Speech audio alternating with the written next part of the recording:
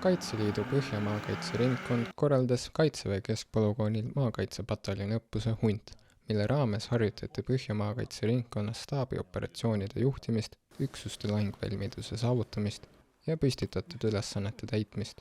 Toompea malevkonna teavitusrühm käis maastikul olukorda uurimas. Mis tänase lahingu ülesanne ja eesmärk on? Tänase lahingu ülesanne pataljonil hoida oma positsioone, mitte lasta siis vastasel liikuda edasi. Ja siin peame nüüd siis peatama vastased täita oma lahingu ülesanne, milleks on siis hoida tapat. Nii et praegult läheb plaanipäraselt. Siiamaani on rinne pidanud. Viimase 7 kuu jooksul on Tallinna malevaga liitunud üle 700 vabatahtlikku.